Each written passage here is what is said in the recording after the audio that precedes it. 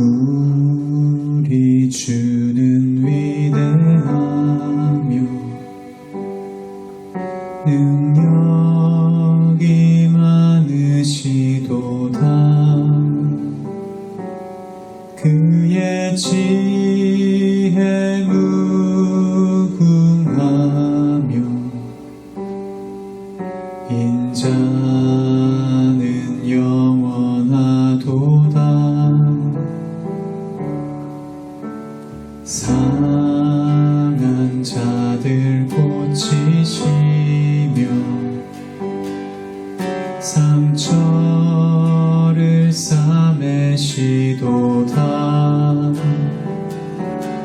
별들의 수를 세시며 이름을 붙이셨도다.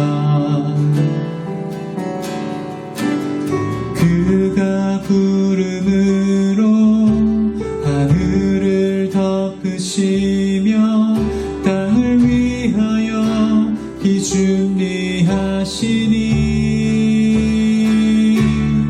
예루살렘아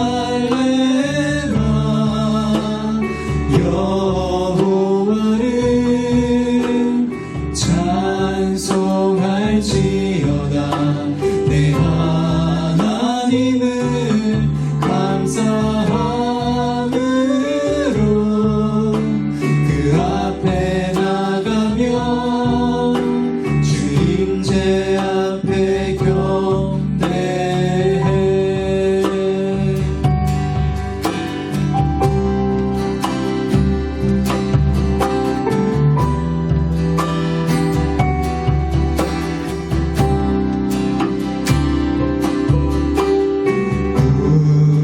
우리 주는 위대하며 능력이 많으시도다. 그의 지혜 무궁하며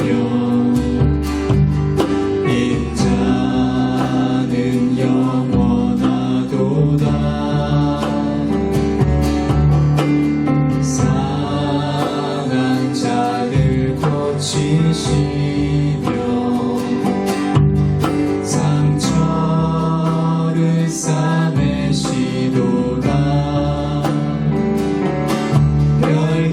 별들의 수를 세시며 이름을 붙이셨도다. 그가 구름으로 하늘을 덮으시며 땅을 위하여 비 준비하시니 예루살렘아 여호와를 찬송할지어다. 내 하나님을 감사함으로 그 앞에 나가며 주 임재 앞에 경배해.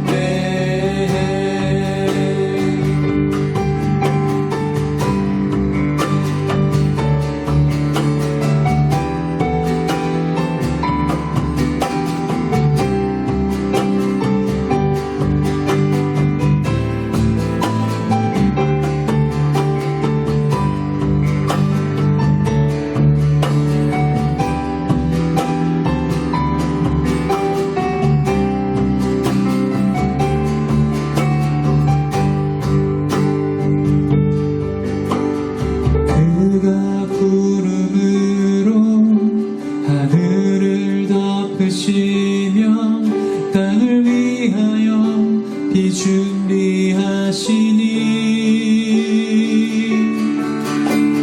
그가 구름으로 하늘을 덮으시며 땅을 위하여 비 준비하시니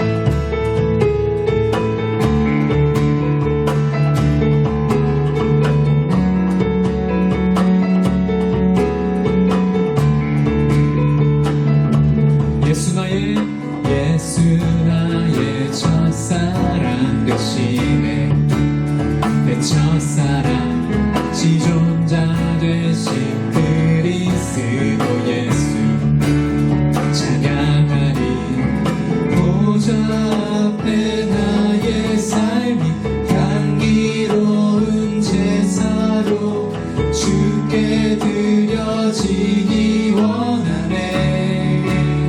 다시 한번 예수 나의 첫사랑 되시네. 내 첫사랑 지존자 되신 그리스도 예수 찬양하리 보좌 앞에 나의 삶이 향기로운 제사로 주께 드려지기 원하네. 오직 주만 바라보며 나의 삶을 드리네. 다른 길은 찾지 않으리. 나의 온전한 열정과 나의 찬양 되시네.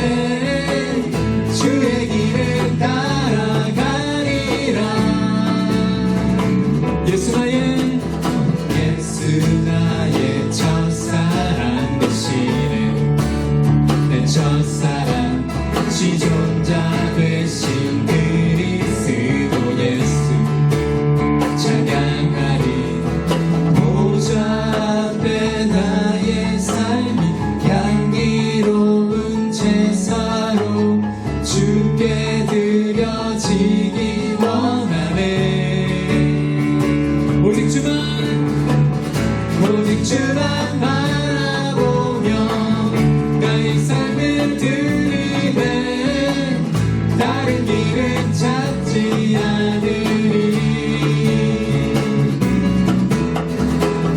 나의 온전한 열정과 나의 찬양 되시네. 주의 길을 따라가리라. 보좌 앞에 나의 삶이 향기로운 제사로 주께 드려지기 원하네. 다시 한번 선포하시면서 보좌 앞에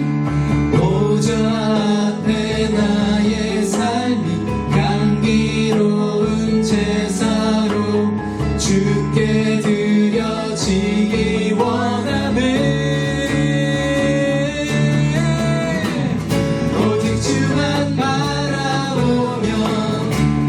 삶을 드리네. 다른 길은 찾지 않으리. 나의 온전한 열정과 나의 찬양 되시네. 주의 길을 따라가리. 우리 한 번만 더 고백할까요? 오직 주만 바라보며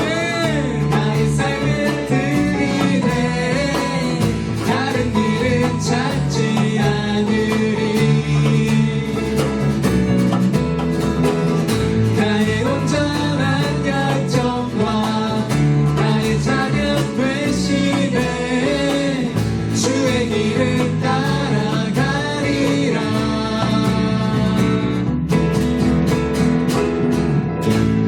아멘. 우리의 그 온전한 열정을 주님 앞에 드립니다. 아멘.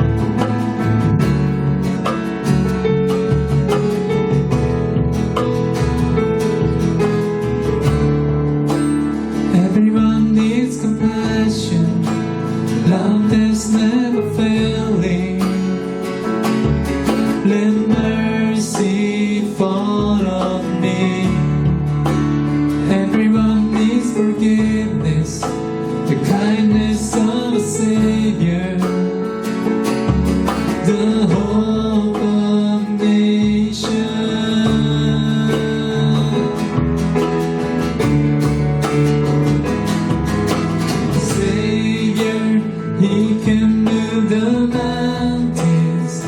My God is mighty to save. He is mighty to save. Forever, author of salvation. He rose and conquered the grave.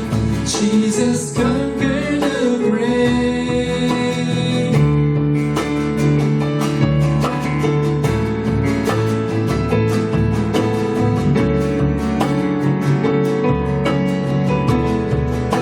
So take me as you find me.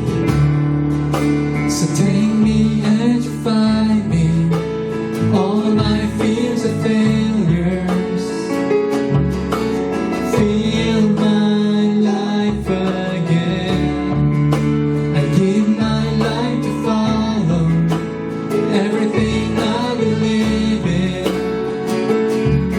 Now I surrender. I surrender it all. Savior, He can move the mountains. My God is mighty to save. He is mighty to save. Forever, author of salvation. He rose and conquered the grave. Jesus conquered the grave.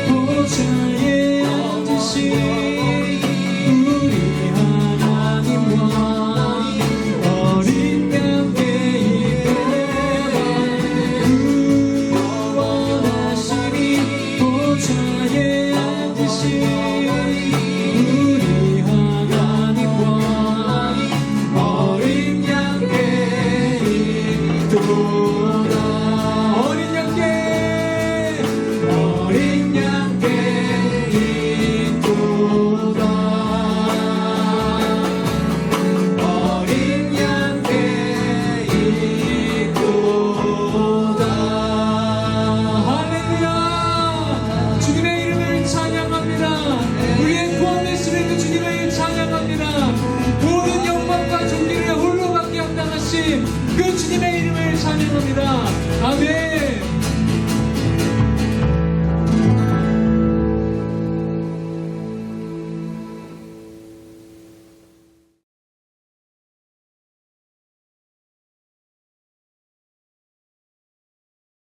요한복음 14장 말씀 보겠습니다.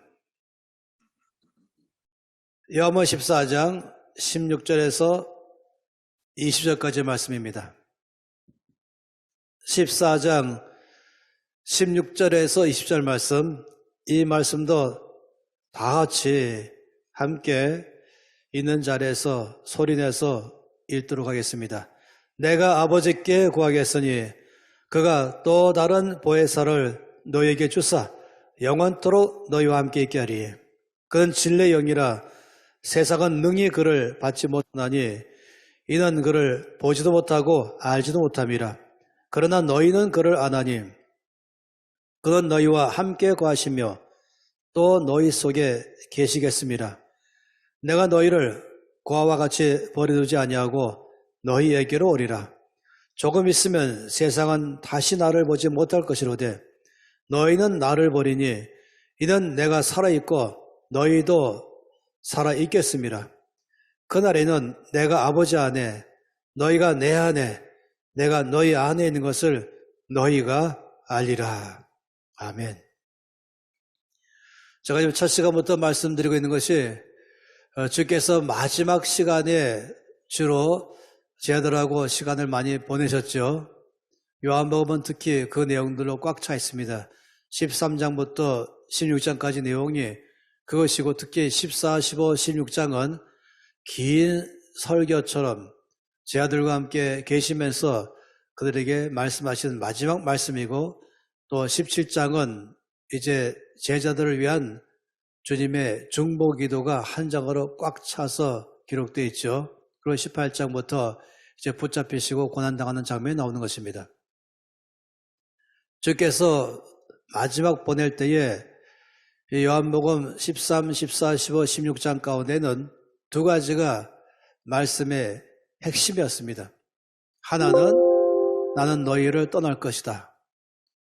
너희와 더 이상 함께 있지 아니할 것이다. 이게 첫 번째였어요. 그런데 두 번째가 이 내용 전체에 거의 대부분을 차지하는데 그것은 내가 가면 보혜사 성령을 너희 가운데 보내겠다. 이 말씀이 이 두 번째 내용이었습니다. 오늘 말씀도 바로 그런 말씀으로 꽉 차 있는 것이죠. 이 16절 말씀이 바로 그런 말씀입니다. 내가 아버지께 구하겠으니 그가 또 다른 보혜사를 너희에게 주사 영원토록 너희와 함께 있게 하리라 라고 말씀하셨습니다.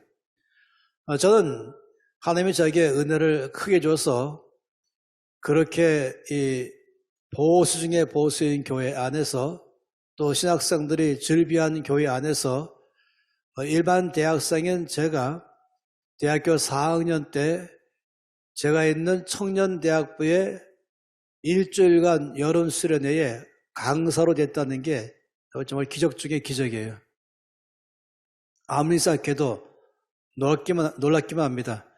3학년 때 소년세례 받고 나서 1년간 저희 삶에 엄청난 큰 은혜를 경험했습니다. 저희 삶에 대해서 이렇게 말해봅니다. 도표로 말하면은 6살 때부터 예수 믿기 시작해서 저희 성장이 이렇게 가셨다면은 3학년 때 성령 세례 받고 나서 그때가 1학기 마친 여름방학 출발하는 7월 3일이었거든요. 7월 3일 날 받고 이제 8월 말까지 2달 동안에 저는 성령 안에서의 성장이 이만큼 됐습니다. 상상을 초월할 만큼의 단 2달 만에 엄청난 성장을 했죠. 그리고 또 1년간, 1년 반 동안에 저희 캠퍼스 라이프는 소년께 훈련받는 시간들로 꽉 차 있었습니다. 제가 다닌 학교는 우리 김기성 목사님도 같은 캠퍼스니까 당시에 제가 다닐 때는 전교생이 1200명밖에 안 됐어요. 4학년까지. 캠퍼스가 아주 널널했습니다. 잔디도 많이 있고 공간도 많이 있고 묵상하고 또 전도하기 너무 좋은 그런 분위기였습니다. 거기에 채플실이 있었는데 그 채플실은 일반 다른 그런 채플실과 달리, 왜냐하면 제가 다닌 학교는 제수이트거든요. 예수회.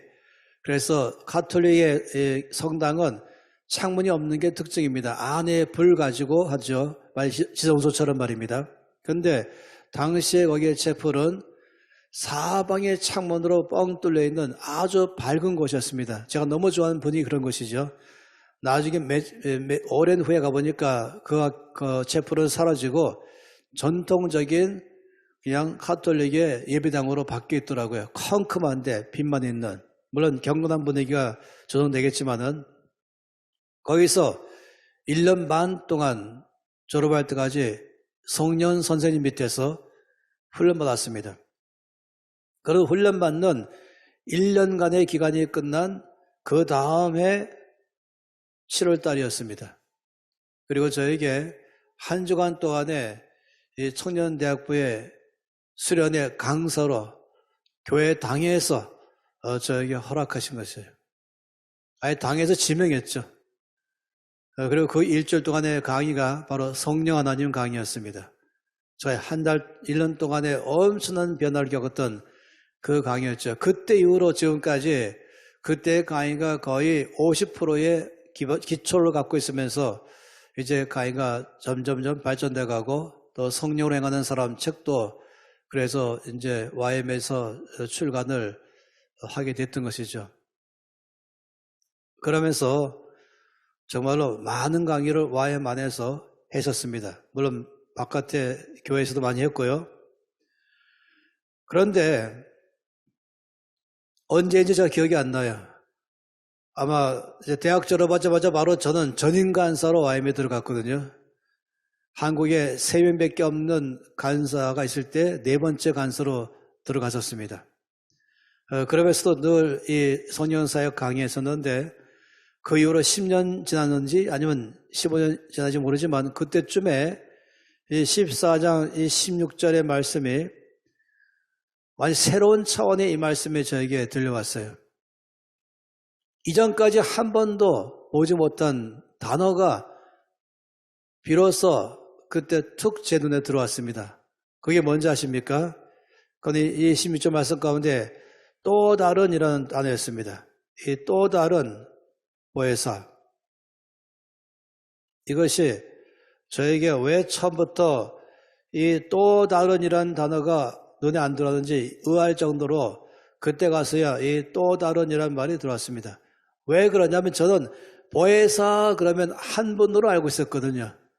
그리고 보혜사 그러면 성령으로 알고 있었습니다.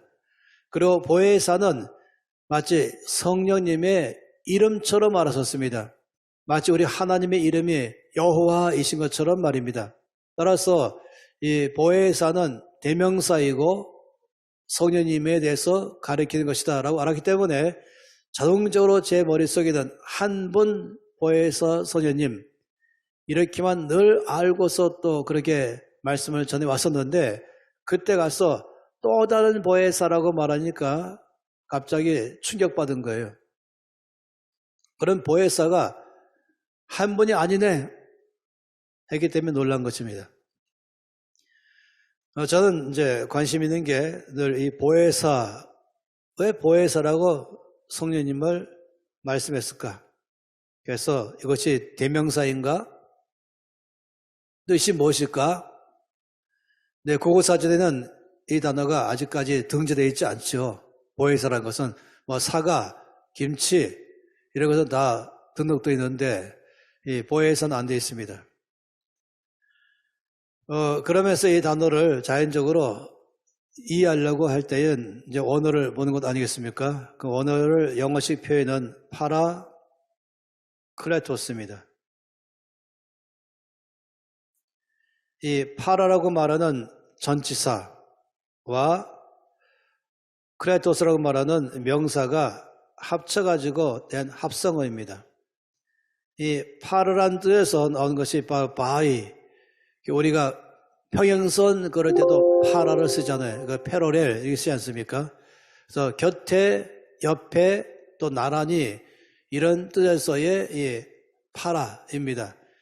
클레토스란 뜻은 뭐냐면 어떤 사명을 위해서 부르심 받았다 이럴 때 쓰는 것입니다. 그러다 보니까 어떤 사명을 위해서 부르심 받아서 곁에 계신 분 이렇게 말하면은 이 파라클레토스의 의미를 그대로 설명한다고 생각하시겠어요. 보혜사란 뜻은 어떤 특별한 목적 가지고 부르심 받고 곁에 계시다. 그래, 보혜사는 바로 그런 분이시다 라고 설명할 수 있겠죠. 저는 공부할 때에 이렇게 원어도 공부하고 또 한 가지는 쉽게 접하는 것은 영어는 어떻게 이것을 설명했을까 하는 것이에요. 영어 성경은 버전이 많이 나와 있잖아요. 그 중에도 가장 원어의 내용을 잘 있는 그대로 번역했을 것이다라고 보는 성경책이 몇 개 있지 않습니까? 보다 보면은 공통적으로 가장 정확하게 표현했던 영어 단어는 comfort였습니다. 위로자. 그래서 우리가 초창기에는 위로의 소녀님이시라는 노래를 많이 불렀었어요. 그래서 영어에서는 이 파라클레토스라는 이 헬라어를 comfort라는 단어로 번역했습니다. 위로자. 여러분이 comfort라는 단어도 아시죠? 이 com과 fort가 합서가 된 것이 바로 위로하다, 위로인 것입니다. fort는 요새입니다. come이라는 것은 뒤에 있는 단어를 강화시킬 때 쓰는 거예요. complete 아니면 concrete 할 때 따라서 요새를 강화하다. 이게 바로 comfort예요. 그 위로하다라는 말은 나의 어려움에 대해서 그냥 같이 느낀다. 이건 아니에요. 그건 compassion이죠.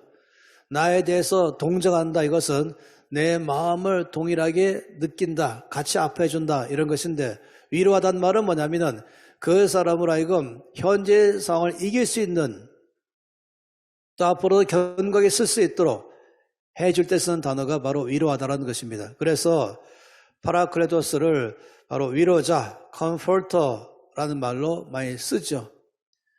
그리고 이 두 번째 언어를 잘 설명하는 영어 성경에서는 쓰는 두 번째 많은 단어가 helper라는 단어, 돕는 자.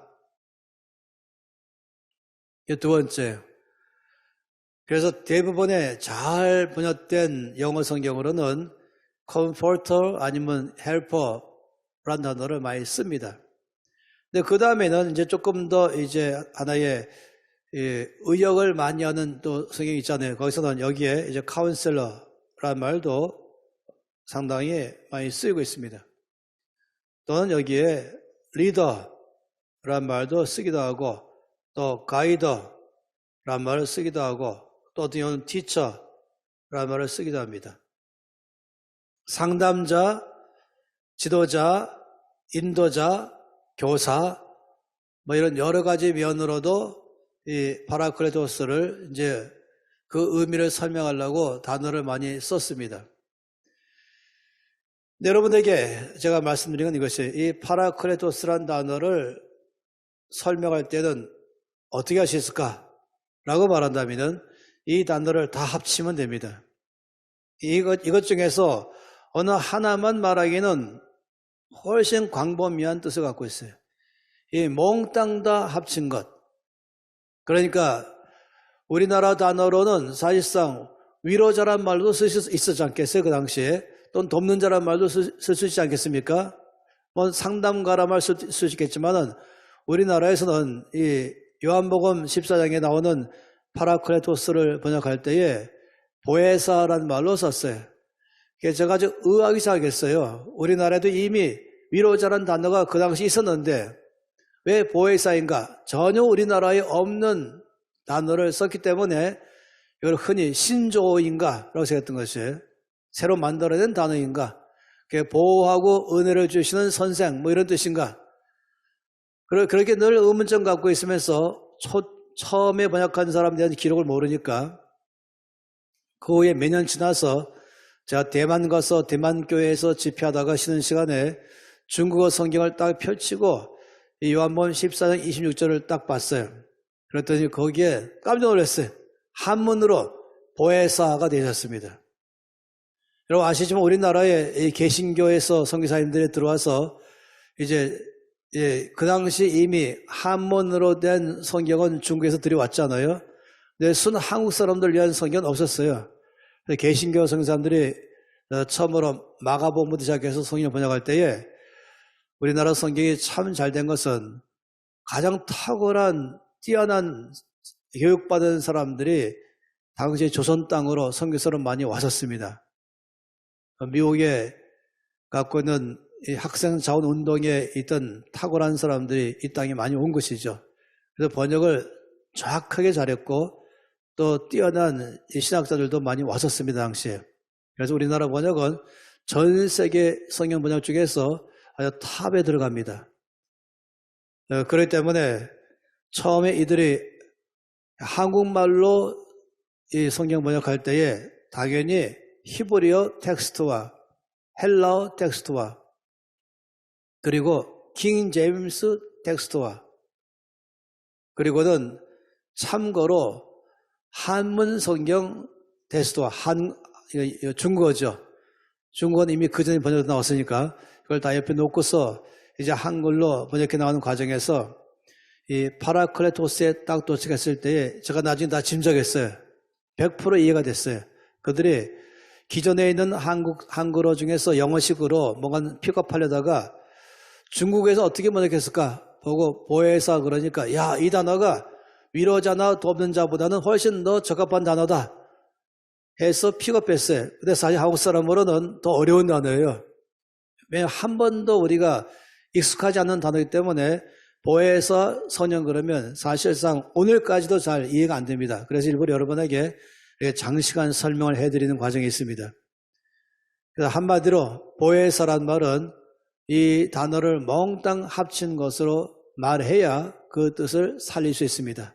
그러니까 특별한 목적 때문에 언제나 내 곁에 계시다 할 때 특별한 목적이 무엇일까? 나를 위로하고 나를 도우며 나를 상담하고 나를 이끌어주고 또 나를 안내해주고 나의 모든 의문점들과 필요한 것들을 가르쳐주는 이런 여러 가지 것을 다 하시는 그분, 이럴 때 우리가 보혜사라고 말한 것입니다. 그러니 이제 여기서 또 다른 보혜사라고 말하다 보니까 이 또 다른 보혜사라는 것이 참으로 흥미가 있잖아요. 이런 놀라운 보혜사가 한 번이 아니다. 그러니까 A라는 이미 기존의 보혜사가 있고 그 다음에 이제 B라는 또 다른 보혜사를 설명하는 것이에요. 그 B라는 또 다른 보혜사가 당연히 성령님을 가리켜 말한 것이죠. 그렇다면 이미 있는 보혜사는 A는 누구인가? 당연히 우리 주 예수님이십니다. 예수님이 제 아들에게 보혜사이신 것이에요. 그래서 주께서 내가 아버지께 요청해서 또 다른 보혜사를 너에게 보낼 것이다 라고 지금 말씀을 했다는 것입니다. 그래서 제 아들이 위치는 제 아들이 볼 때 예수님의 가진 비중은 참으로 크죠. 제 아들이 볼 때 예수님은 누구십니까? 보혜사이십니다. 아까 말씀하신 모든 걸 다 설명하는 바로 그분이죠. 예수님은 제 아들에게 위로자이시며 도면자이시며 상담가이시며 리더이시고 또 안내자이시고 또 선생이시며 한마디로 말해서 제 아들의 삶에 차지하는 예수님의 비중은 막대한 것이며 절대입니다. 그러니까 계시면 좋지만 안 계셔도 될 만한 분이 아닌 것이에요. 제 아들의 삶에서 예수님은 보혜사이십니다. 내 삶에 절대적인 위치를 차지하는 분 바로 예수님이신 것입니다. 근데 그 예수님께서 제 아들에게 내가 가면은 또 다른 보혜사를 보내겠다 이렇게 말씀을 하신 것이에요. 저는 10대 때에 몇 가지 잘못 이해한 것 중에 하나가 이런 것이었어요. 예수님이 살아계실 때 있었던 사람들은 나보다 훨씬 복되다. 참 복도 많다 그들은. 얼마나 좋았겠냐. 예수님을 눈으로 보고 귀로 듣고 손으로 만지고 혹시 더 주께 은혜를 입어서 또 제자가 된다면 얼마나 놀라울까. 주의 말씀을 육성으로 들을 수 있고 주 얼굴을 대할 수 있고 또 주님과 타치할 수 있고 주행하신 모든 놀라운 일들을 다 옆에서 직접 경험하고 체험할 수 있는 그런 시대에 산다면 얼마나 좋을까. 아마 여러분 중에 많은 분들도 저처럼 그런 마음 가진 분이 계실 거예요. 그런데 나는 지금 2000년대에 살아가고 있다. 2000년 후에 이 땅에 와서 그 주님은 이미 하늘에 계시기 때문에 나중에 가서 만날 수 있다. 그러니 예수님께서 계실 때에 있었던 사람들은 나보다 훨씬 더 복되다라고 생각했던 것입니다. 그런데 어느 날 제 생각이 잘못됐다는 사실을 알게 됐습니다. 그것은 요한복음 16장 말씀 때문에 그런 것입니다. 함께 보도록 하죠. 요한복음 16장 말씀에서 6절과 7절 말씀 때문에 그랬습니다. 6절에 이렇게 말씀했죠. 도리어 내가 이 말을 함으로 너희 마음에 근심이 가득하였도다. 무슨 말씀이기 때문에? 내가 앞으로는 너희와 더 이상 함께 있지 아니할 것이다. 나는 아버지께로 갈 것이다. 주께서 이 말씀을 했기 때문에 제 아들의 마음에 근심이 가득했다라고 말했어요.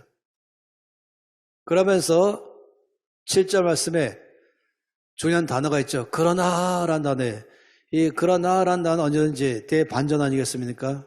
그러나 내가 너에게 실상을 말하노니 사실을 말해주겠다 하면서 내가 떠나가는 것이 너에게 유익이라 라고 말씀했어요. 그러면 저를 좀 봐주세요. 내가 떠나가는 것이 너에게 유익이라 라고 말씀하신 다음에 저는 가로치고 천만의 말씀.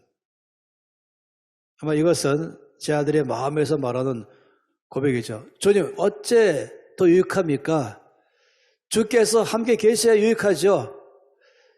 주께 떠나가는 것이 왜 유익합니까? 주님이 같이 계셔야 그래야 나의 보혜사로서 나의 절대적 후원자, 나의 절대적 위로자, 나의 절대적 돕는 자, 나의 절대적 상담자가 계셔야 제가 늘 어떤 문제가 발생해도 어떤 상황에 들어가도 주께서 계시기 때문에 저는 안심합니다.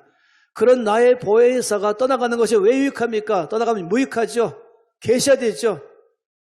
근데 주께서 노랗게 말씀하세요. 그러나 하시면서 그러나 내가 실상을 말하노니 내가 떠나가는 것이 너에게 더 유익하다. 이 참 놀랐죠. 더 유익하다. 이렇게 말씀한 것이에요. 말씀하시기를 내가 떠나가지 아니하면 보혜사가 너희에게로 오시지 아니할 것이요. 이때는 이제 또 다른 보혜사 성령을 가리켜 말한 것이죠. 내가 떠나가지 아니하면 보혜사가 너희에게로 오시지 아니할 것이요. 내가 가면 그를 너희에게로 보내리라. 다시 말하면 예수님께서 계시고 또 선생님께서 계시는데 예수님께서 계실 때보다 선생님께서 계시는 것이 훨씬 더 나에게 유익하다. 예수님이 계실 때 있었던 사람보다도 성령께서 계실 때의 사람이 훨씬 더 유익하다. 그러니 제 생각을 완전히 뒤집은 거죠. 저는 주께서 계실 때 있는 사람이 훨씬 더 복되다 라고 믿었는데 주님 말씀하기를 아니 내가 가는 것이 너에게 더 유익하다. 내가 가고 또 다른 보혜사 선생님께서 너희와 함께 있는 것이 너에게 훨씬 더 유익하다. 그러니 예수님 계실 때 있었던 제 아들이 오히려 저를 보면서 네가 더 복되다 이렇게 말씀은 똑같은 것이죠. 우리보다 네가 더 복되다. 그 당시에 있었던 이 이스라엘에 있는 사람들보다도 지금 여기에 있는 저에게 그들이 네가 더 우리보다 복되다 이렇게 말씀하신다는 것이에요. 이것이 굉장히 저의 생각을 바꾸는 시간이 됐던 것입니다. 왜 이 말씀을 했을까? 대한 것이 저희 안에서 묵상을 많이 하게 됐습니다. 여러분 아시죠? 예수님이 땅에 오신 목적은 보혜사로 오신 것은 사실이지만은 주께 이 땅에 오신 것은 구세주로 오신 것이 목적입니다. 주님이 이 땅에 오신 것은 죽으려고 오신 것입니다. 모든 사람은 살려고 왔지만 주님은 죽으려고 오셨습니다. 왜냐하면 주께서 죽어야 되기 때문이죠. 여러분 알지 않습니까? 주님의 마지막 일주일간의 기간이 복음서의 전체를 다 차지한다고 말한 것처럼 말입니다. 여러분 주께 행하신 일 다 생각해 보세요. 눈먼 자를 눈뜨게 하시고 저던 자를 걷게 하시고 그리고 죽은 자도 살게 하시고 귀신들도 다 떠나보내고 자유케 하시고 우리의 삶에 베푸신 많은 역사들이 있습니다. 주께 행하시는 그 어마어마한 큰 이적과 기사가 있습니다. 그런데 여러분, 그건 우리 가운데 중요할 수 있겠죠. 물 위를 걸어가신 것 속에서 내 문제 위로 걸어가신 예수님, 물로 포도주를 만드신 것 속에서 내 인생 자체를 너무 놀랍게 바꾸는 예수님, 이런 것을 우리가 다 아는 것입니다. 그런데 저 여러분의 삶에 주님이 행하신 것 중에 최고의 하이라이트는 무엇입니까? 그건 바로 십자가입니다. 주께서 붙잡히시고 고난받으시고 죽으시고 부활하신 것, 이것이 우리를 하여금 구원받게 하는 핵심의 메시지인 것이죠. 다른 많은 일들이 너무 중요하지만은 십자가에 비하면 아무것도 아닌 것입니다. 다른 많은 역사가 있지만 십자가 빠지면 그러면 구원받지 못한 것이죠. 십자가로 우리는 구원받은 것입니다. 그건 나의 모든 죄를 처리한 십자가는 너무 잘 알고 있습니다. 그리고 나에게 새 생명 주기 위한 부활하신 것도 너무 잘 알고 있습니다. 따라서 주님은 처음부터 나의 죄를 대신 짊어지시고 십자가에서 죽기 위해서 이 땅에 오신 것입니다. 바로 내가 받을 모든 죄를 대신 다 담당하기 위해서 오신 것이 주께서 이 땅에 오신 목적 아니겠습니까? 그래서 주님은 하나님이지만은 사람으로 오신 것입니다. 그냥 사람처럼 보이는 게 아니라 영이지만 그냥 보이는 것만 사람이 아니라 실제로 사람이십니다. 우리 이단과 이단 아닌 것을 구별할 때에 중요한 점이 예수님이 누구냐 하는 것에 대한 그것이 이단에 대한 하나의 측정 아니겠어요? 예수님은 창조주 하나님이시며 동시에 예수님은 완전한 100% 사람으로 오신 분이시다. 똑같이 슬퍼하시는 감정, 기뻐하는 감정, 똑같이 갖고는 이 배고픔에 갖고는 어려움, 똑같은 여러 가지 어려움 속에 내가 당할 수 있는 모든 것 100% 똑같이 경험하고 겪으시는 예수님. 그래서 100% 사람이시며 100% 하나님이신 예수님. 이것이 우리의 믿음의 중요한 기반입니다. 그래서 예수님은 사람으로 왔습니다. 사람으로 왔다는 건 뭘 말합니까? 그는 시간과 공간적 한계 속에 사신 것입니다.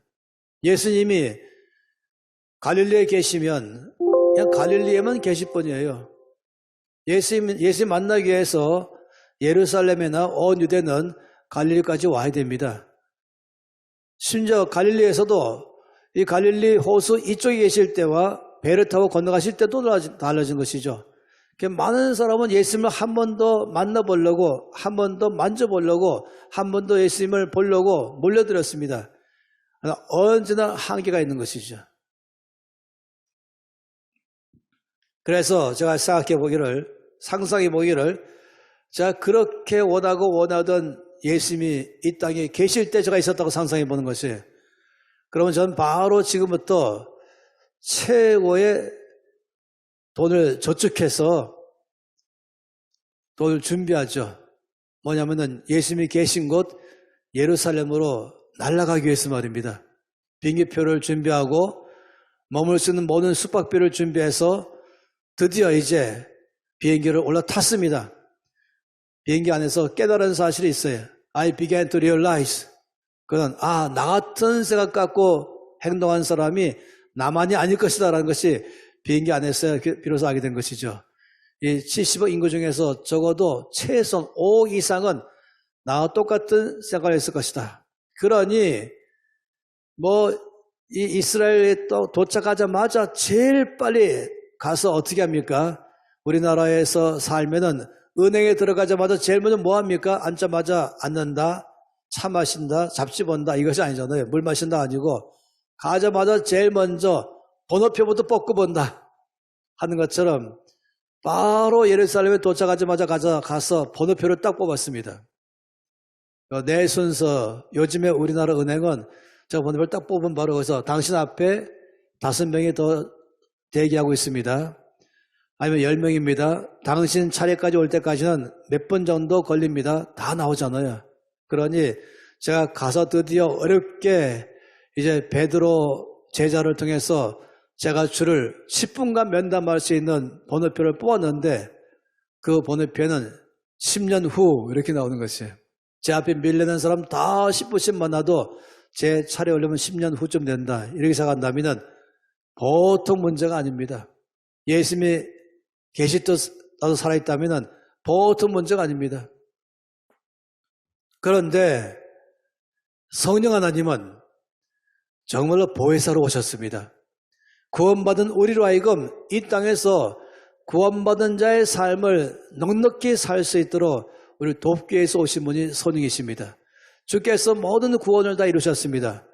그러면 구원받은 우리가 이 땅에 사는 동안에 사명자의 삶을 넉넉히 살 수 있도록 빛으로 살아가고 소금으로 살아가고 승리하는 삶을 살고 증인의 삶을 살아가기 위해서 이 일을 전적으로 돕기 위해서 오신 분이 성령님이십니다.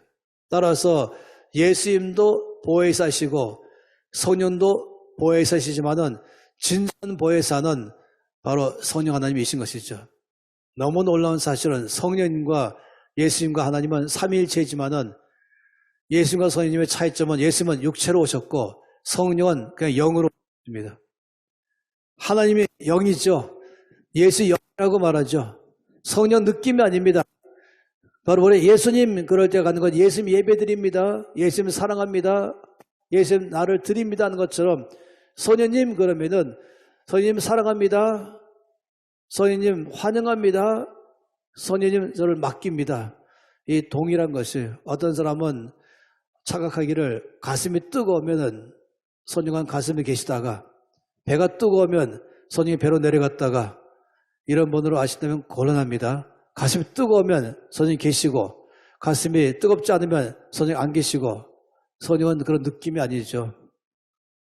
저에게 좋아하는 시계가 있는데 시계를 보면서 제가 느낌이 있을 때는 시계고 느낌 없으면 시계인가 아닌가 잘 모르겠다 이렇게 하는 것입니까? 이건 그냥 느낌과 상관없이 사실인 것이에요. 이게 바로 믿음이라고 말한 것이죠. 우리가 성령과의 관계 속에서 제1차로 성령을 알아가는데 중요한 것은 성령은 인격이시다. 성령은 하나님이시다. 하나님의 인격, 하나님의 영. 그래서 우리가 성령 충만할 때는 느낌으로 아는 것이 아니라 믿음으로 아는 것입니다. 그리고 앞으로 성령과 함께 살아갈 때도 어떤 뜨거운 느낌 이것만 생각하지 마세요. 예, 물론 부활하신 예수님을 만나고 함께 식사하면서 성찬식을 띄웠던 두 사람이 우리가 주님과 동행하면서 대화를 나눌 때 가슴이 뜨거워지지 아니하더냐 이것 때문에 요즘도 주여 우리 가슴이 뜨겁게 해주시옵소서 이렇게 하면서 뭔가 감정적인 뜨거움을 발할지 모르지만 놀라운 사실은 성령 충만하면 이 심장이 뜨거워지는 것이에요. 열정이 살아나고 이 다이나믹하고 열정적 패션 있는 삶을 사는 것이지 여러분 이 감정은 우리 삶에 주도할 수 없어요. 믿음이 우리 삶을 주도하는 것이죠. 성령 그럴 때에 성령을 어떤 능력으로만 알거나 성령을 어떤 양으로 알아 성령 충만하다 안 하다 할 때는 물이 많다 물이 적다 하는 것처럼 내 안에 성령이 많다 적다로 하시고 그래서 성령을 내가 많이 사로잡아 가지고 내가 뭘 해보겠다 성령 내 안에 많이 넣어 가지고 내가 뭘 해보겠다 하신다면 그런 사람은 신앙이 못 자랍니다. 그런 사람은 자꾸만 뜨거웠다 차가웠다 하면서 영적으로 편차가 심해지는 것이에요. 성령 그런 분이 아닙니다. 성령은 예수님과 동일하게 너 예수님을 많이 넣었다. 예수님을 적게 넣었다. 내가 예수님을 도구로 사용해서 내가 뭘 해보겠다. 누가 이렇게 합니까? 주님 저를 사로잡아 주시옵소서. 저를 전적으로 드리겠습니다. 하는 것처럼 성령님 저희 온 전체가 주 앞에 사로잡히기를 원합니다. 저희 전체가 성령께서 장악하기를 원합니다. 이렇게 우리가 고백하는 것이에요. 그래서 우리가 성령을 내가 많이 이용해서 내가 뭘 해보겠다. 성령을 많이 내 속에 넣어가지고 내가 뭘 해보겠다. 이런 생각은 꿈에도 하지 마세요. 어떻게 하면 내가 성령께 더 많이 붙잡힐 것인가. 전체가 어떻게 하면 성령 앞에 다 드릴 것인가. 그래서 성령께서 나를 사로잡아서 성령의 도구로 내가 어떻게 쓰임받을 것인가. 역사하신 분은 성령이시고 나는 그의 도구로 쓰임받는 것. 이것만이 우리가 이번 기간 동안에 알아가야 될 중요한 내용인 것입니다. 그러니 예수님을 대하는 것 똑같이 예수님이 나의 보혜사 하신 것 똑같이 성령도 나의 보혜사 하신 것입니다. 그런데 차이점이 뭐라고요? 주님은 근본적으로 우리의 죄를 대신 짊어지기 위해서 육체로 오신 예수님이라면 성령님은 예수님의 구원에 이루신 것을 우리의 삶에서 작동되도록 하기 위해서 이 땅에 영으로 오셨습니다. 그래서 하나님의 영, 또 예수의 영, 또는 거룩한 영, 성령, 옛날에는 우리가 또 성신 이렇게 말하기도 하고 하는 그 성령 하나님이시죠. 그래서 성령 그러면은 바로 하나님의 영, 예수 영이어서 우리가 하나님의 아버지가 동시에 어디나 계시는 것처럼 성령도 동시에 어디나 계십니다. 무소부재하십니다. 그러니 너무 놀라운 일이 발생된 것이에요. 예수님 만나기 위해서 예루살렘까지 가는 것도 아니고 예수님 만나기 위해서 이 갈릴리까지 가는 것도 아니고 이제는 우리 성령께서 계시는데 바로 나와 함께 계셔서 내가 일어나든지 내가 눕든지 걸어가든지 내가 카페 가든지 식당 가든지 사무실 가든지 내가 어디 가든지 거기에 성령 하나님은 항상 나와 함께 계신 것입니다. 그러니 이 말씀에 아까 요한복음 14장 12절에 16절에 말씀하신 것처럼 내가 또 다른 보혜사를 너에게 주사 영원토록 너희와 함께 있게 하시리라. 이 말씀이 그대로 우리 가운데 작동되는 것입니다. 따라서 우리가 성령님이라고 말하는 성령님 항상 나와 함께 계셔서 감사합니다. 이것이 고백이에요. 왜 가끔 가다가 성령님 Holy Spirit come upon me 라고 말할 때는 어느 바깥에서 나한테 오신다는 것이 아니라 내 전체를 사로잡아 주시옵소서 라고 말할 때 쓴 단어인 것입니다. 그래서 성령님 오세요고 말한 것은 저 멀리 계시다 오는 걸 말한 게 아니라 이미 나와 함께 계신 것입니다. 언제나 내 곁에 계십니다. 이 단어 안에 그대로 이 보혜사라고 말하는 이 단어 그대로에 대해서 우리 안에 그대로 일하신 분이 성령이십니다.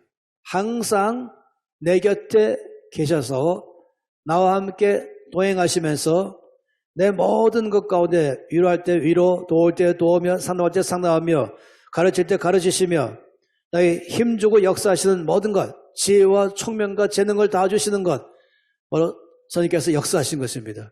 그러니 바로 그런 면에서 주께서 말씀하셨습니다. 그래서 이 말씀을 듣는 자들 마음속에 요한복음 14장으로 다시 돌아가 본다면 내가 또 다른 보혜사를 너에게 보내게 할 것이다. 그러면 그가 와서 너희 가운데 영원토록 함께 하실 것이다. 라고 말씀하시면서 놀랍게 말씀하신 것이 뭔지 아십니까? 그것은 14장 18절 말씀에 내가 너희를 고아와 같이 버려두지 아니하고 너희에게로 오리라 라고 말씀하신 것입니다. 왜 그런 말씀한지 아세요? 지금 주께서 제 아들을 보시니까 그들 영이 고아 같은 상태인 것이에요. 흔히 고아의 영이 있는 것이죠.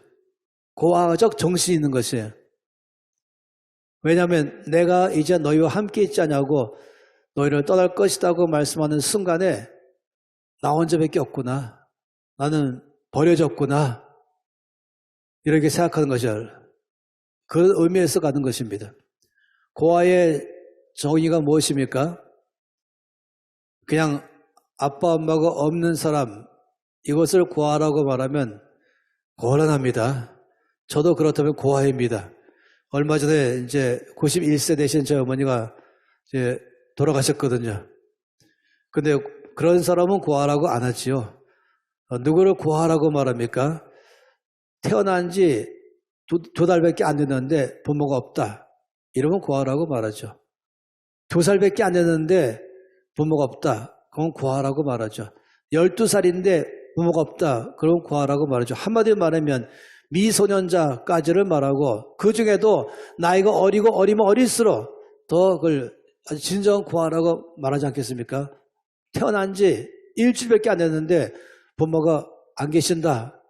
이런 애를 고아라고 말합니다. 다시 말하면 내 스스로 결정하고 살아낼 수 있는 힘이 아직 없을 때 남의 도움이 필요할 때 그런데 남매 도움이 필요한 가장 첫 번째 도움은 부모인데 그 아빠 엄마가 나의 보혜사 아니겠습니까? 근데 나의 아빠 엄마가 나의 보혜사인데 그 아빠 엄마가 없는 사람을 구하라고 말한 것처럼 영적인 구하도 그런 면에서 말한 것입니다. 제 아들의 마음이 바로 그런 구와 같은 마음이 된 것입니다. 예수님께서 안 계시면, 예수님이 더 이상 나와 함께 계시지 않으시면 나는 앞으로 어떻게 살아갈 것인가?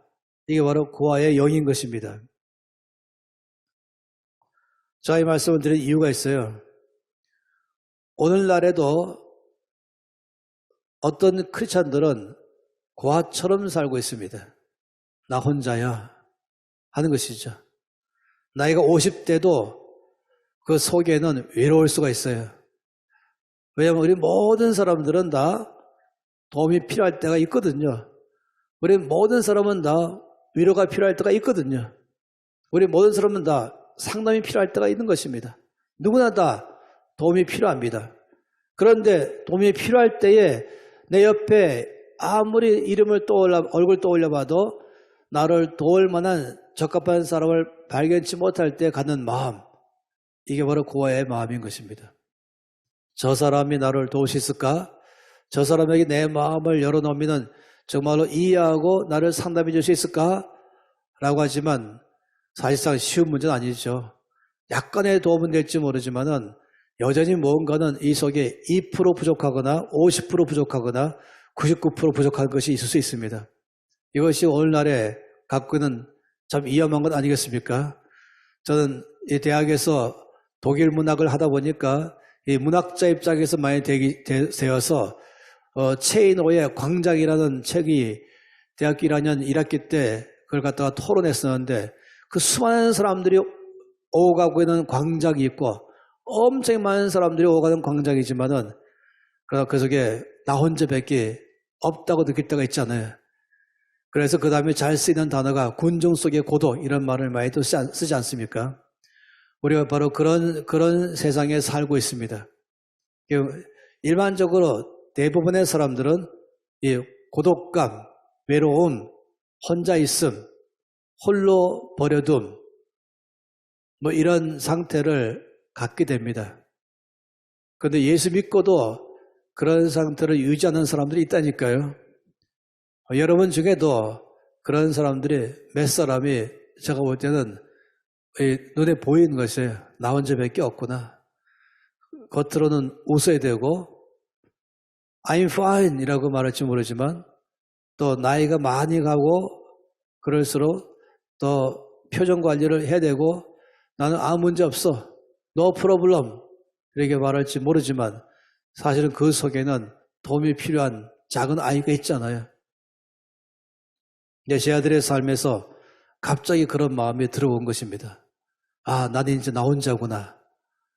예수님이 내 인생의 삶에 절대적인 위치의 부분에 차지했는데 주님이 안 계신다면 이 텅 빈 부분은 누가 채울 것인가?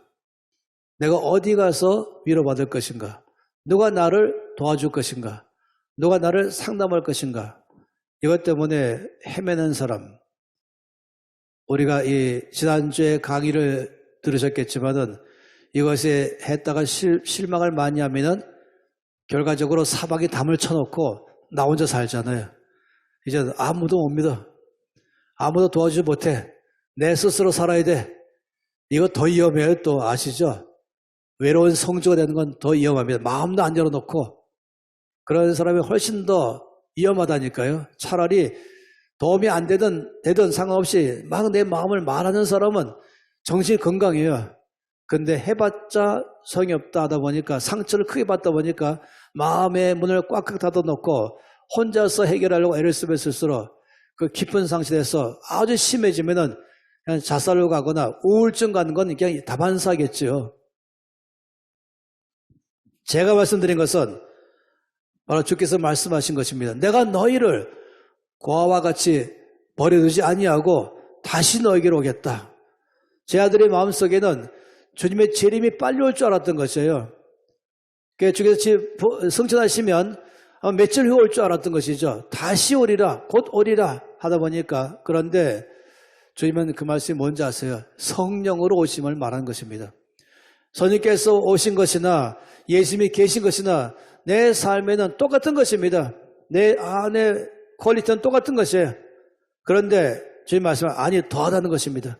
예수님께서 내 인생의 삶에 보혜사로 계신 것보다는 선생님께서 내 인생의 삶에 보혜사로 계신 것이 더 유익하다.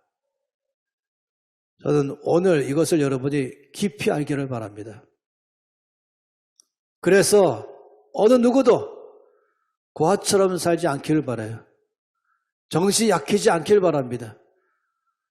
혼자서 상처 푹 받고 상처 속에 사는 것도 안 되고 더 이상 상처받지 않으려고 마음 문을 꼭 잠그고 사는 사람 되지 마시고 나의 모든 것을 주 앞에 성령 앞에 다 열어놓을 줄 아는 사람, 성령의 도움을 다 받을 줄 아는 사람 아세요? 그런 사람은 사람들 앞에서도 자기 모습을 말할 때 조금 더 겁내지 않아요.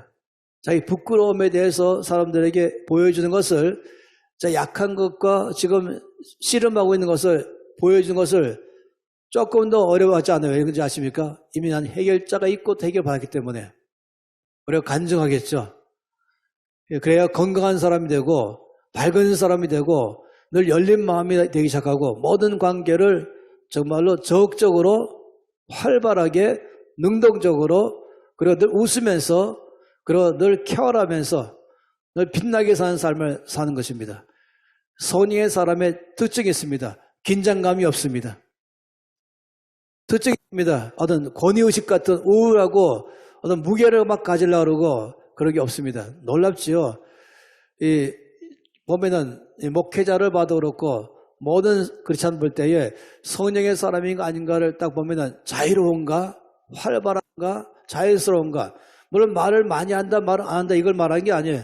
그 삶이 긴장되어 있는가 아니면 늘 가운데 릴렉스하면서 안정되어 있는가, 그리고 늘 평안한가, 그 사람 만나면 평안한가, 그리고 마음이 열려 있는가, 그리고 밝은가 쾌활한가, 그에 따라서 성령의 사람인가 아닌가를 알 수 있다니까요. 왜냐하면 이미 보혜사 성령 안에서 만족했기 때문에, 날마다 위로받기 때문에, 내 곁에 항상 계시기 때문에 내가 손만 뻗치는 순간, 성령님 그런 순간에 바로 나에게 역사하기 시작하는 것이죠. 그래서 여러분 정말로 우리 안에 이번 오늘 이 시간을 통과하면서 꼭 갖길 바라는 것, 그것은 더 이상 고아의 영을 갖지 않기를 바라는 것입니다. 보혜사 성령님 언제나 내 곁에 계셔서 나를 위로하시고 나를 도우시고 나를 상담하시고 나를 가르치시고 나를 이끄시는 분, 이 나의 절대적 차지하시는 성령 계시면은 나는 아주 만족하는 사람 되는 것이에요. 문제가 발생해도 겁나지 않는 것입니다. 왜냐하면 문제의 해결자가 있기 때문에 그런 것이죠. 저는 이 가나안의 혼인잔치에 대한 말씀을 여러 각도에서 묵상할 때마다 은혜가 됩니다. 포도주가 모자란다. 이것이 그 결혼식 잔치의 준비위원장인 예수님의 어머니 마리아에게 그것이 먼저 리포팅했잖아요. 일반적으로 마리아 입장이 된다면 보통 문제가 아닙니다. 유대인들에게 있어서 결혼식의 포도주는 필수 중에 필수입니다. 그 유대인들의 결혼식장에 포도주가 떨어졌다 그러면은 보통 신뢰가 아닙니다. 가장 중요한 것이 그 중에 하나라면은 바로 결혼식의 포도주인 것입니다. 내 인생의 삶에 가장 필요한데 그것이 없을 때, 우리의 사역 가운데, 우리의 삶 가운데 가장 필요한 것이 되는데 그것이 없을 때, 이때가 아주 당황스러울 때 아니겠어요? 많은 사람들의 경우는 이때는 걱정부터 하고 염려부터 하고 그리고 마음이 불안하기도 하고 또 두렵기도 하고 어떤 경우는 꼭 원망도 하죠. 누구 때문에 하면서. 그리고 자기를 또 자책하기도 하죠. 아, 내가 뭔가 부족함에 모자랐는가? 나 충분히 준비하지 못했구나. 아니면 내가 충분히 준비했는데 누가 많이 마셨냐? 이런 식으로. 아니면 내가 이렇게 하면서 별의별 문제 앞에 반응하는 자세가 각종 부정적으로 나올 수 있습니다. 근데 요한복음 2장 말씀에 예수의 어머니 마리아는 참으로 놀랍습니다. 그 문제가 딱 오는 순간에 문제를 두 손에 쥐고 주물럭거리면서 묵상하고 문제를 가슴에 안고 아파하는 것도 아니고 바로 문제의 해결자이신 예수님께로 바로 토스하셨죠. 예수님께로 말씀했어요. 예수님께 포도주가 다 떨어졌습니다. 마리아는 예수님 누구인지 알았던 것이죠. 똑같아요. 저 여러분에게는 문제 많은 것 문제가 됩니다. 오늘 같은 코로나 시대에 아무것도 아닌 것이에요. 이것이 큰 문제 있는 사람은 큰 것 되겠죠. 전 그렇다고 이거 갖다가 그냥 의학적으로 무시하라고 말하는 게 아닙니다. 조심하는 것이지만 걱정하지 마세요. 어떤 상황 속에도 역사하시는 나의 보혜사 성령님 계시다. 이것이 있는 한은 우리는 날마다 만족하고 안심하고 안정되고 두려움 없이 걱정 없이 그리고 맑고 평안하고 밝고 빛나고 힘있게 쾌활하게 살아갈 수가 있는 것입니다. 바로 이 놀라운 소식 성령께서 우리 가운데 오셔서 영원토록 함께 계신다 하는 것이 참으로 놀라운 점이죠. 성령님이 우리 안에 이 성령께서 보혜사라고 말씀할 때에 여기에 큰 부분을 찾는 것이 돕는 자라고 하는 것입니다. 나의 모든 삶의 도움, 필요를 채우시는 분 아니겠습니까? 저는 그런 면에서 이 돕는 자 말씀하는 여러 면에서 볼 때에 성령의 도움을 받기 시작했습니다. 제가 이제 서연세례 받자마자 성령께서 저에게 말씀하시기를 이제부터 너는 너의 시간의 10분의 1을 나와 함께 보내도록 하자 하셨습니다. 그럼 내가 거기서 학교를 개설해서 너를 가르칠 것이고 너를 훈련할 것이다 라고 말씀했어요. 그리고 언제까지입니까? 여쭤보니까 1년 반이다. 대학교 3학년 1학기 마친 7월 3일부터니까 1년 반이니까 4학년 2학기 졸업할 때까지가 바로 주께서 저에게 넌 내 앞에 와서 10분의 1을 내고 그리고 시간을 나에게 따로 내고 내 앞에 머물면서 훈련하라 라고 말씀했어요. 그래서 제가 24시간 중에서 2.4시간을 떼어냈어요. 그래서 수업 시간도 저희 학교는 놀랍게도 이 선택할 수 있는 예언이 큰 학교였어요. 전공 필수 과목은 가급적 적게 만들고 선택의 폭이 엄청 넓게 하는 게 저희 학교의 특징이었습니다. 이것이 이 학교를 아주 빠른 속도로 탑으로 올라가게 만들었죠. 당시에는 제가 다닌 학교는 서울대를 곧 능가할 것이다. 뭐 연고대는 이미 능가했다. 이렇게 말을 띄어졌어요. 그런데 지금 요즘 알아보니까 성균관대학교보다 떨어져 있더라고요. 조금 실망했는데 그거는 총장의 실력과 교수진의 실력이 그때 발생한 것입니다. 총장이 그 다음에 바뀌었거든요. 김기성 목사님 계실 때까지 총장이 같은 분이었는지 모르지만은 그 다음에 큰 대난리, 세계적 스캔들 때문에 총장이 갈렸습니다. 외국 신부님이었죠. 예수회에 있는 아주 저명한 수사였었습니다. 학자였었죠. 어쨌든 그래서 2시간 20분을 떼내기 위해서 감사하게도 전공 과목이 10시 전에는 없었어요. 그래서 10시에 전공 과목이 있으면 선택 여지가 없잖아요. 그 10시 이전의 과목이 아무리 좋아도 제가 그걸 신청하지 않고 그래서 10시까지는 다 비웠습니다. 그래서 학교에 10시 이전에 2시간 30분 전에 와서 그러니까 7시 반까지 와서 저는 늘 학교에서 제가 말한 건 메리 홀이라는 체포를 가서 그 주 앞에 물렀습니다. 그리고 창세기부터 다시 공부하기 시작했습니다.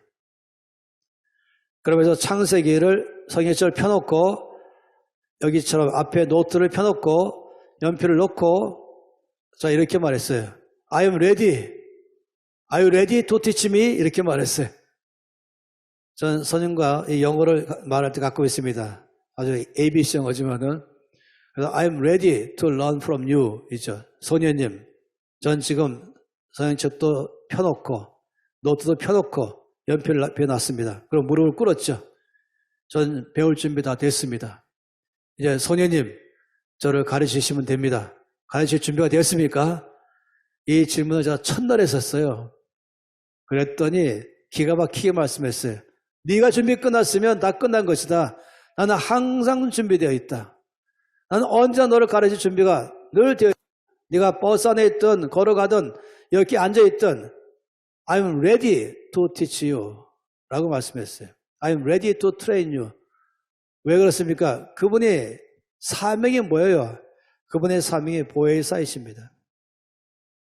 나를 가르치고 나를 돕고 나를 위로하고 나를 상담하고 그리고 나를 훈련시키기 위해서 이 땅에 와 계신 분, 그것도 멀리 계시다고 오시는 것이 아니라 또 내가 멀리 그분 찾아가는 것도 아니라 언제나 내 곁에 계신 분.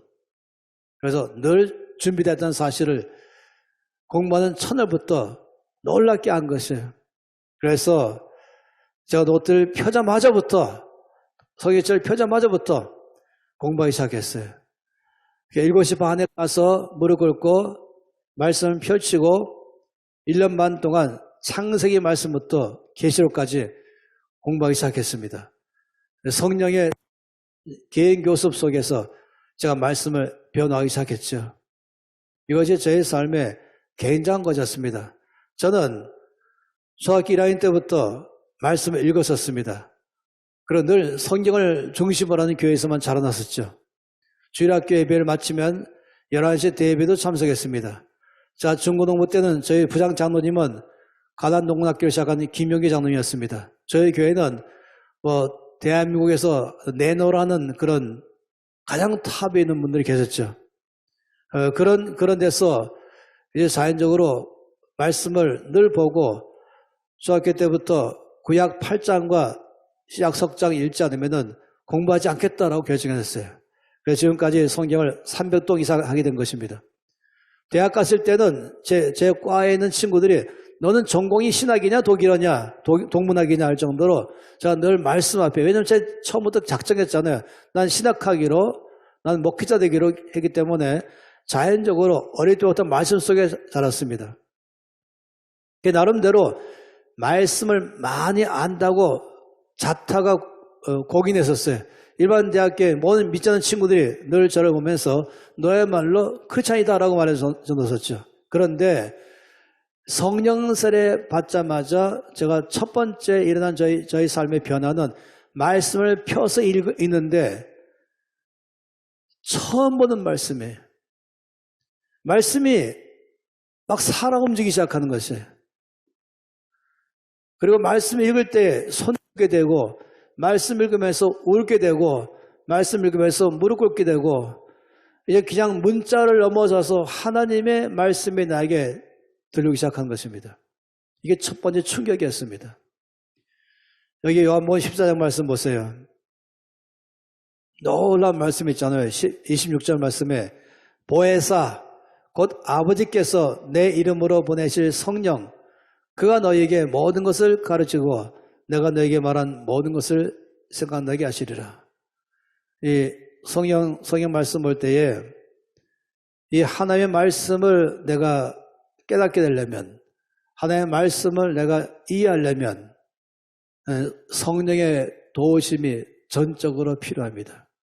나의 지혜, 나의 능력, 나의 이해력으로는 문장 구조를 말하고 단어를 연구하고 이것이다라고 말할지 모르지만 하나님이 성령으로 저에게 가르칠 때는 이 말씀이 생명의 말씀에 대해서 능력으로 역사하는 말씀 되기 시작한 것입니다.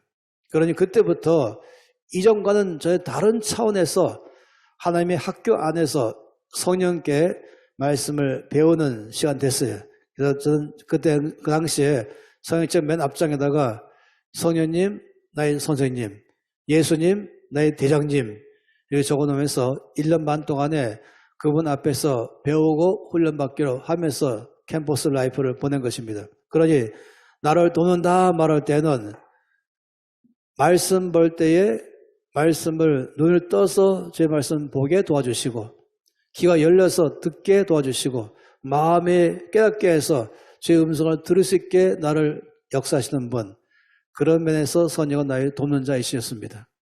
또 성령께서는 이렇게 나의 돕는 자일 뿐 아니라 내 삶 가운데에 또 어떻게 기도해야 될 줄을 알지 못할 때에는 내가 어떻게 기도할 줄을 가르치시는 중보 기도자로서 저희 삶을 도우시는 것입니다. 저희 삶의 큰 변화는 그때부터 성령께서 내 곁에 계셔서 내 모든 필요를 다 도우는 사실을 발견하게 된 것이죠. 오늘 전 여러분 가운데서 도전하는 것은 바로 이것입니다. 첫 번째 시간에는 도전은 갈급한 마음, 아주 절박한 마음, 오직 성령 외에는 다른 길은 없다고 하는 이것으로 출발한 것이라면, 이 두 번째 시간에는 성령께서만이 나의 보혜사시다, 이 사실을 받아들여서 정말로 우리는 더 이상 고아처럼 살지 않는 것입니다. 더 이상 혼자서 자기 문제를 씨름하는 것이 아닙니다. 그러다가 사람에게 도움을 청했다가 상처받고 실망하는 것도 아닌 것입니다. 성령 앞에서 배우고 도움받고 상담받고 위로받고 힘을 얻어서 늘 힘있고 밝고 맑은 사람으로 살아가면서 어디 가든지 남을 도우시는 사람, 우리 어디 가든지 남을 주께로 이끄는 사람으로 넉넉한 힘을 가진 사람 되기를 바라는 것이에요. 이것이 우리 가운데 너무나 중요한 것입니다. 이 두 번째 시간에는 결론적으로 여러분은 고아가 아닙니다. 여러분은 혼자가 아닙니다. 혼자서 씨름하려고 가지도 마시고, 도움받으려고 하다가 상처받으면 상처 속에 살지 마시고, 늘 상처받았다 또 시험받았다 하지 마시기 바랍니다. 옛날에 이 와이만 있을 때에 양육받은 형제 한 명이 작사 작곡한 노래가 있지 않습니까? 뭐냐면은 우리 뭐라 그랬죠? 사랑받기 위해서 태어난 사람, 그 노래 있지 않습니까? 우리는 사랑받기 태어난 사람. 그런데 저는 그것을 가사를 바꿔서 나는 상처받기 위해서 태어난 사람.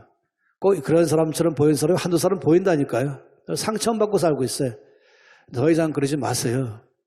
아니면 더 이상 상처 안 받으려고 방문을 콱 잠그고 혼자서 방콕에 계시지 마세요. 늘 성령 앞에 가서 사시면 정신 건강해지고 몸이 건강해지고 쾌활해지고 밖으로 나가세요. 이제는 성령 앞에서 배운 대로. 그리고 활발하게 사세요.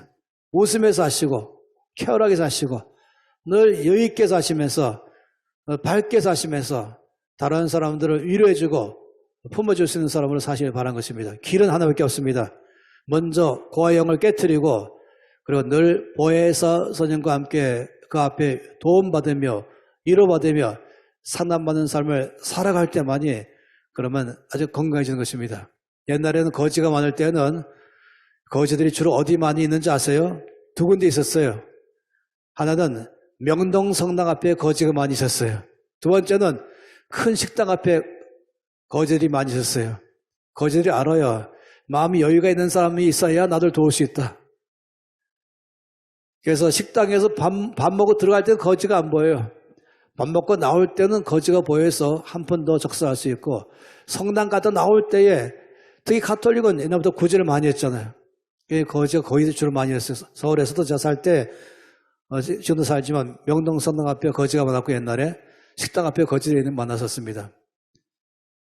제가 말한 말은 뭐냐면 내가 배고프면은 남을 돌볼 만한 여유도 없습니다.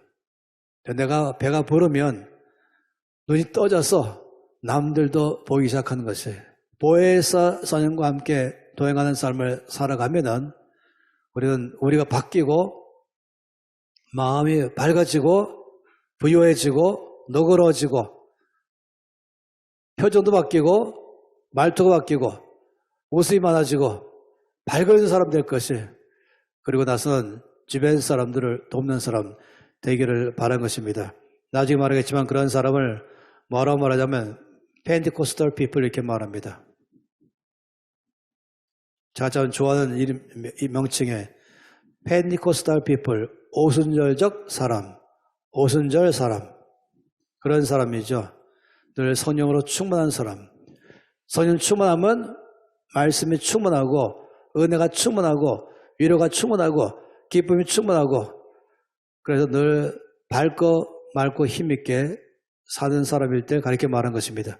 내일 아침에 시작할 때는 사도행전 말씀으로 출발하면서 성년 우리 가운데 어떤 면에서 돕는가에 대해서 실제로 보는 시간들을 내일은 또 시간을 내내 갖게 될 것입니다. 그리고 시간적으로 어떨지 모르지만 혹시 방언에 관해서도 1시간 따로 저 떼기를 좋아하거든요. 할 수 있기를 바라는 것이에요. 저 여러분에게 숙제를 드립니다. 방언 기도를 많이 하십시오. 여러분에게 지금 질문하겠습니다. 나 방언할 줄 안다. 한번 손 들어보세요. 저에게 표시해 주세요. 나 방언할 줄 안다. 손 내리시고 나 방언할 줄 모른다. 손 들어보세요. 나 방언할 줄 모른다 지금. 예. 또 나는 방언 했다가 지금 못한다. 손 들어보세요. 옛날에 한 적이 있다. 근데 지금 못하고 있다. 그러면 손 들어보세요. 이 몇 분인데요. 가끔 그러면 한두 사람이 있어요.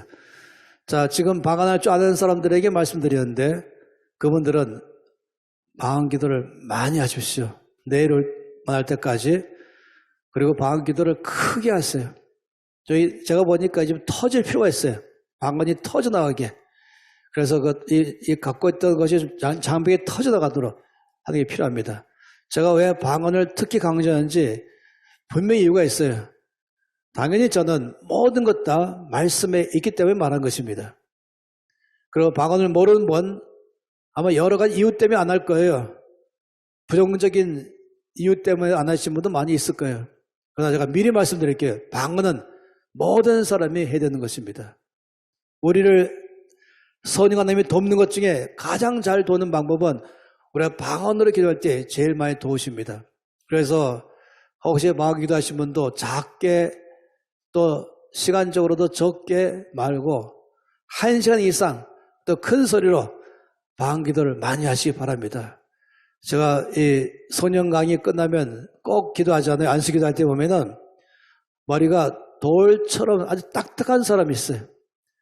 마음이 얼마나 긴장되어 있고 자기 문제 혼자 처리하느라고 굳어버린 사람들이 있어요. 그리고 한번은 아주 부드럽게 있는 사람도 있고 그럼 기도할 때 반응이 다 달라요. 딱딱한 사람은 저 한 10번쯤 와서 기도합니다. 기도하면서 또 기도하고 또 기도해서 마치 얼음을 물에 녹이는 것처럼 아니면 불에 녹이는 것처럼 그래서 마음을 다 녹여서 정말 성령께서 역사할 수 있도록 하기를 바라는 것이에요. 그렇기 때문에 이 3일간의 시간 동안에 여러분이 강의 다 끝나면 끝나는 것이 아니라 여러분 기도하시고 방언 못하신 분들은 주여 저에게도 방언의 선물을 주시옵소서. 제가 아는 게 있습니다. 구원한 자 몽땅 다 방언으로 기도하기 시작한다. 몽땅 다 기도한다. 제가 YM에서 이렇게 말했어요. YM에서 2년간 지나면은 YM에 살던 강아지도 방언 기도한다.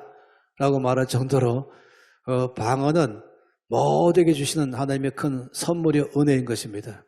그래서 방언 기도 못하는 분은 이 3일 동안에 내 안에 방언의 은사를 주시옵소서. 또 방언을 회복시켜 주시옵소서.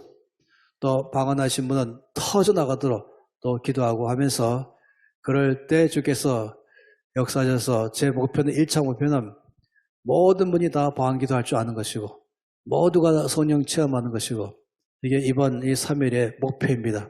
할렐루야! 한번 손 다 높이 들겠습니다. 잠깐 동안 기도하기를 원합니다. 저 혼자만 기도하고 소리가 들리고 여러분 소리 안 들으니까 좀 재미는 없지만은 몽땅 다 여러분 정말 전심으로 간절히 기도하시면서 특히 지금 기도는 내 안에 고아의 영이 있다면 솔직히 주 앞에 인정하고 그러나 이제는 알았습니다. 난 더 이상 고아가 아닙니다. 바로 가장 놀라우신 보혜사 선생님께서 항상 내 곁에 계심을 알았습니다. 난 더 이상 고아가 아닙니다. 나를 돕는 자가 계십니다. 내 심장까지 도우시며 내 삶 전체를 도우시며 위로하고 상담하는 분 계십니다. 앞으로 더 이상 고아로 살지 않겠습니다. 이 놀라운 성령의 도움받으며 위로받으며 살고 제 안에 어둠이 떠나가고 따뜻함이 떠나가고 묶인 것이 풀어지고 내 영이 자유롭고 풍성해서 밝고 빛나게 사는 삶을 살아서 어디 가든지 선행의 사람으로 저를 통하여 예수님의 찬송받고 예수님의 드러나는 삶으로 주여 이 귀한 저를 써주시옵소서. 그리고 각자가 통성으로 또 방언하는 분들은 방언으로 소리내서 기도하시면서 잠깐 동안 몇 분 동안 기도하겠습니다.